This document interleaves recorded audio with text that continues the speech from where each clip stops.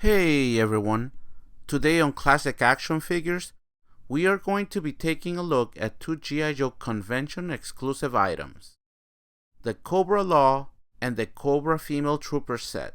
Neither one of these have a package, but came in bags, and I got them at this year's JoeCon in Orlando. Anyway, here's the Cobra L.A.W. It's a great redeco of the classic G.I. Joe mini playset from 1986. But it's done in the blue Cobra colors. However, it's not the same dark blue color from the Ferret or the Cobra Night Landing, but it's a brighter shade of blue and it still looks great. There are no stickers to apply since the few that are included have already been pre-applied. We get the traditional danger and caution warning labels, as well as stickers for the monitors on the console. The Cobra logo present in the front is actually a printed logo and not a sticker. It does look a bit stretched out, but it still looks pretty good overall. I do like the silver metallic color and the black highlights that they use to detail the items that are powering up the cannon and for the panel behind the cannon. The cannon and the seat are both done in a light gray plastic, and overall I like all the panel details found throughout the small playset. The cannon itself can rotate 360 degrees, and it can elevate about 60 degrees. It can also be removed from the base by lining up the two pegs underneath and gently pulling it out. The cannon itself can easily accommodate any vintage Cobra figures and most modern era figures as well. As you can see, the female troopers can easily fit in the console with no problem at all. Speaking of the Cobra female troopers, let's go ahead and take a closer look. There are 3 female troopers in the set. There's a brunette, a girl with bright orange hair, and a girl with brown hair. Their outfits are all the same, and so are the accessories. Looking at them, I can say that they did a great job on the sculpt and the paint for these figures. I really like the fact that they have their faces partially covered by a red mask. The paint taps on the eyes and eyebrows are really well done, and so is the red Cobra logo on the figure's chest. There are some straps on the figure's chest that are nicely molded in black with some silver accents for the buckles. There's also a nice belt with molded pouches around her waist. The details on the legs are also well done, especially on the boots. These figures are completely different from the Cobra female officer we got for the 50th anniversary line. I'll show a comparison a bit later on in the video, but I do have to say that these came out way better than that figure, both in looks and in the parts that were used to make the figure.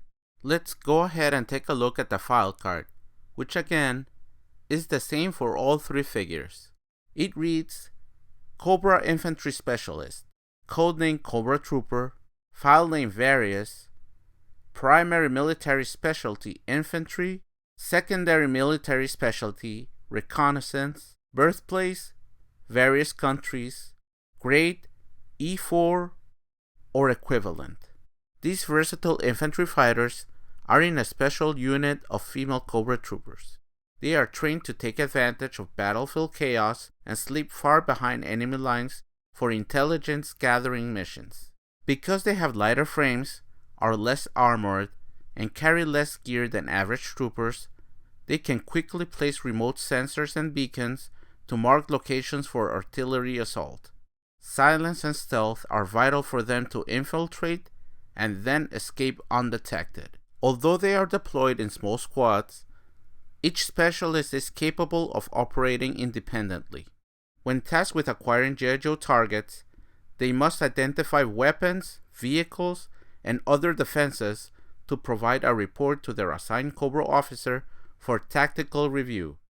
When they are not operating behind enemy lines, they provide personal security detail for critically important members of the Cobra hierarchy. Observe, identify, and report.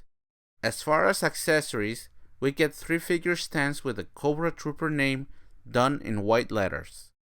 Each figure also gets an assault rifle, a small submachine gun,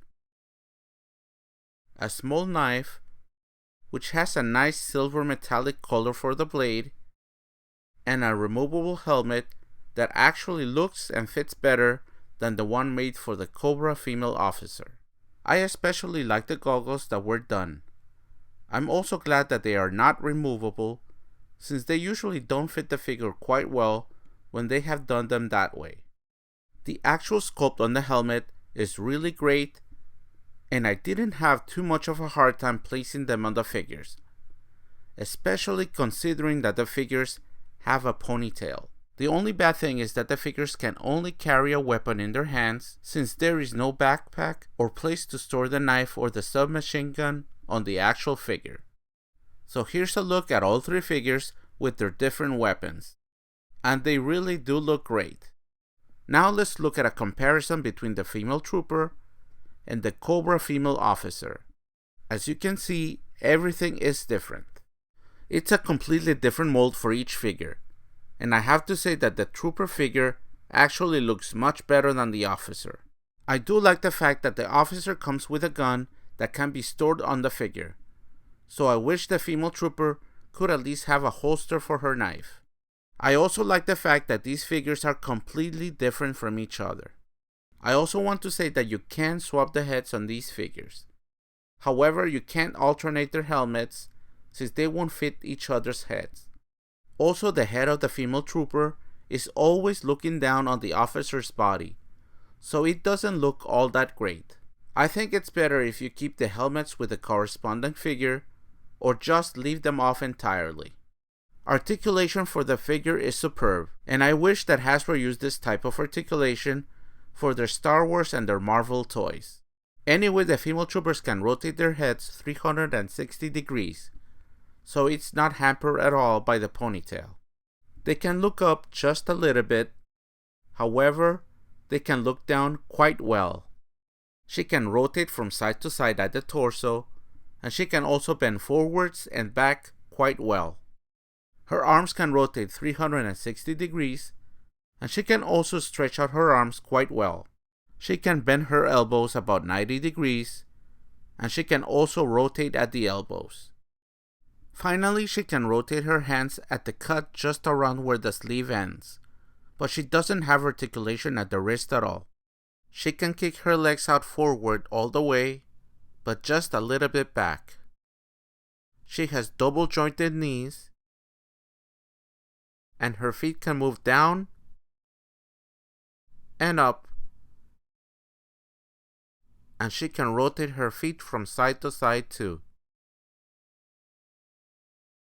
So overall, I think that these figures look great, and they are a fantastic addition to the G.I. Joe universe.